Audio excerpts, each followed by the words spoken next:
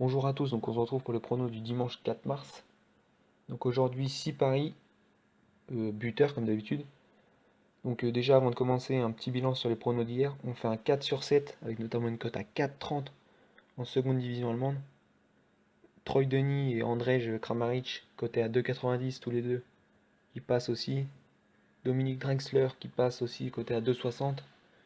Bon, trois autres buteurs qui passent pas, mais bon, pour des cotes à 3, en moyenne à 3,50, c'est un bilan largement positif, très largement positif même. Donc c'est cool, on commence le dimanche en confiance. Comme je vous l'ai dit, j'ai 6 bêtes, c'est pas des confiances énormes, mais les values sont présentes, donc c'est pareil les gars, si vous voulez gagner dans les paris sportifs, il faut jouer que sur des values. Parce que c'est sur le long terme, vous serez perdant sinon.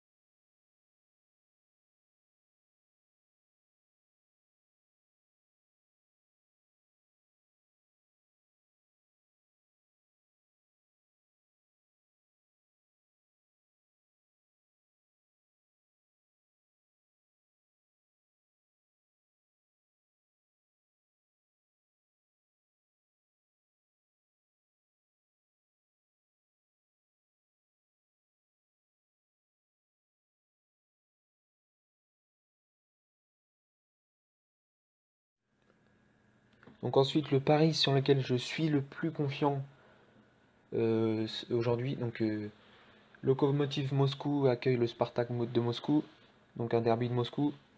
Le championnat de Russe qui reprend aujourd'hui, qui a repris hier, pardon. Euh, c'est toujours compliqué de parier sur ce championnat-là parce que les terrains sont pas en super qualité. C'est beaucoup d'équipes qui ont un style de jeu vachement défensif. Mais le Spartak Moscou est quand même largement supérieur à cette équipe du Lokomotiv, même si elle reçoit. Je sais pas si vous les avez vus jouer contre Nice, mais s'ils se qualifient contre Nice, c'est quand même un sacré hold-up. Balotelli, il a tiré tous les montants possibles. Ils sont pas très bons comparé au Spartak de Moscou, qui a repris déjà depuis 15 jours et a sorti l'Athletic Bilbao en Europa League. Quincy Promes, c'est très très chaud devant. Et Luis Adriano, pareil, c'est très très chaud.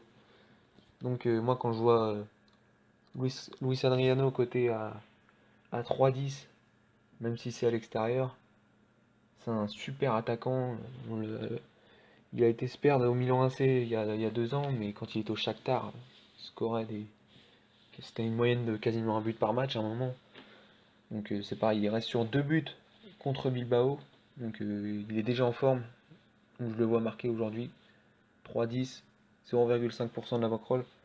C'est une grosse confiance, mais je vais pas mettre de plus que 0,5% de la bankroll simplement parce que le championnat russe redémarre. C'est compliqué de parier sur des équipes qui sont pas encore à 100%. Donc 0,5% c'est amplement. Donc ensuite direction la Serie A italienne. Donc l'Atalanta de Bergame accueille la Sampdoria de Gênes. Donc c'est deux équipes qui pour moi se valent à peu près, même l'Atalanta est peut-être même un peu supérieur offensivement. Le souci c'est que l'Atalanta jouait sur plusieurs tableaux. Donc la Coupe où ils se sont fait éliminer par Turin et l'Europa League où ils se sont fait éliminer en fin de match contre Dortmund. Donc c'est deux équipes qui pour moi se valent, sauf que l'Atalanta vient de jouer là, 3 matchs en 7 jours. C'est une équipe qui est en retard sur ses ambitions parce que c'est une équipe qui ambitionne à jouer l'Europa League tous les ans. La Sampdoria, elle, est dans les places européennes pour l'instant. Donc pour moi, ça peut être un match ce match peut partir dans tous les sens. Il peut y avoir des buts, il peut y avoir une victoire de l'Atalanta comme une victoire de la Samp. Il va y avoir des occasions. Et pour moi, Duvan Zapata, l'attaquant de la Sampdoria, qui vient de marquer contre l'Udinese d'ailleurs, quand je vois qu'il est coté à 3,45, pour moi c'est incroyable. C'est un match qui peut se terminer en 2-2, en 3-2. Et puis bon, c'est un attaquant qui a marqué 8 buts cette saison, 10 buts la saison dernière, 8 buts la saison d'avant. C'est un super joueur, il sera à la Coupe du Monde avec la Colombie. Tu peux pas le coter à 3,45, donc je mets 0,5% de ma bankroll sur Duvan Zapata, l'attaquant de la Sampdoria de Gênes, qui est coté à 3,45. Donc ensuite, toujours en Italie, un pari où un peu moins de confiance sur ce joueur. Kouma Babacar de Sassuolo, l'attaquant qui est prêté, je crois, avec option d'achat obligatoire par la Fiorentina. Donc c'est un super joueur qui a marqué 10 buts la saison dernière. C'est vraiment un bon joueur, le Sénégalais. Sassuolo qui est dans une forme épouvantable. Je crois qu'il reste sur 10 matchs sans victoire. Donc ils doivent réagir. Là, ils viennent de se prendre 3-0 contre la Lazio. Euh, voilà, à domicile, c'est pas normal. Donc ils vont réagir, je pense, à l'extérieur contre le Kiev de Vérone. C'est pareil, moi je parie que sur les matchs à but, hein, parce que c'est dans ces matchs-là qu'il y a plus de chances d'avoir un maximum de buteurs ou que le 9 marque. Donc Kouma Babacar qui est coté à 3,70, alors que c'est quand même pas un top player, pas un top buteur, mais c'est un attaquant qui marque 10 buts par saison, donc c'est un très bon attaquant. Pour moi, Sassuolo va réagir. Je sais pas s'ils vont être capables de gagner, mais il faut qu'ils prennent des points. Chievo, c'est pas une grande équipe. Et Kouma Babacar a un bon historique contre cette équipe-là d'ailleurs. Sur les deux seuls matchs qu'il a joué à Vérone, ces deux matchs-là, il a marqué avec la Fiorentina. Donc, ouais, côté à 3,70, 0,25% de la bankroll parce que Sassuolo n'est pas dans une grande forme. Donc, c'est pas une confiance incroyable. Mais il y a une value sur ça. On termine rapidement sur de la Bundesliga 2, encore et toujours. Donc, pareil, deux équipes qui jouent à l'extérieur, qui sont pas favorites, Regensburg et Bielefeld. Donc, deux équipes qui, pour moi, dans mon analyse, logiquement, vont marquer un but, au moins un but.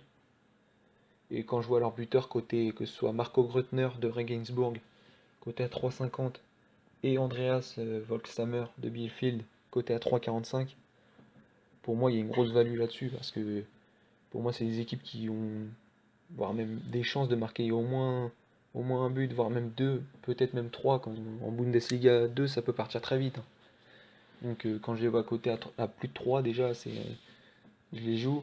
Et là, à 3,50 et 3,45, je suis obligé de mettre 0,5% de la bankroll dessus. Donc voilà, c'est tout pour aujourd'hui. Donc je mets les paris en détail dans la description si vous n'avez pas trop compris le nom.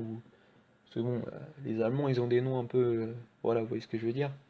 Andreas Volkshammer, c'est compliqué de les player déjà. Donc je vous mets tout ça dans la description. Je vous mets aussi mon Twitter.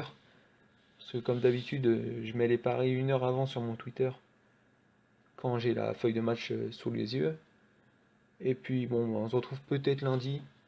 Je sais pas s'il y aura des buteurs intéressants à jouer vu que lundi c'est un peu une journée de merde pour les paris. Mais sinon on se retrouvera sûrement mardi avec la Ligue des Champions ou le week-end prochain tout simplement. Donc pensez à liker, à vous abonner. C'est toujours mieux pour la chaîne. Et puis bah bon dimanche.